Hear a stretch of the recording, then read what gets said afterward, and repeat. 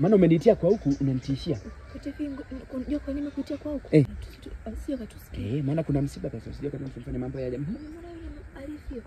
Nimemuona. Anavulia. Mama Samuel. Mama Samuel muongo. Ni mshirikina yule mama. Anamuona mtoto wake. Ni mshirikina. Analia na galagala kabisa. Ogwe.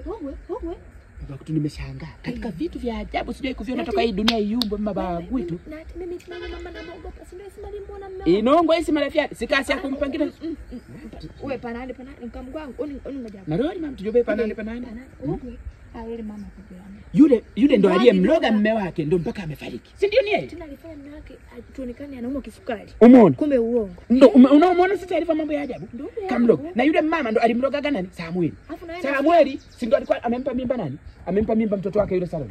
Akachukua akafanya nini? Akachukua ile mimba ya yule ya mtoto wake akamhamishia yule bwana. Ndo lugano. Mimi kipindi kile akasema labda wachawi wasumba wanga. Wewe panani wewe. Na wewe unajichanganya. Najichanganya nani? Unakapenda ka kijana ka watu kale ka mtoto yule mama. Wewe nungo sasa sikasi kujoba hizo nungo tunaongelea mambo mengine wanaanza kabadi za. Wewe subiri wewe gwaronda fiki kwa Mwaiputa. So mimi naondoka fiki. Yule mzee ni mwenzio yule. Acha sasa wewe sasa si mzee yule. Kwani wewe Mwaiputa ni mzee mwenzio ni kijana mwenzio? Sasa bora mimi. Sasa mtu sana kuzaa yule. Wewe mtoto mdogo. Wewe si anakuzaa Mwaiputa yule. Ogwe. Ukaandika kusema nini kijana kadogo. Soka hapa. Nungo sasa. Na wewe uache. Nitamwambia. Na mimi ndakutangaza unatembea na Mwaiputa. Sio kuandaa waanze kunisema mimi kijana mdogo nilimzaa mimi. Toka huko nungo. Kwenda ni Mwaiputa tunakaa kimya tu. Sadaka tunaona kanisani hazitoshi kumbe ni wewe. Tusiseme anakuhonga sadaka zetu, tusiseme Mwaiputa anakuhonga sadaka zetu.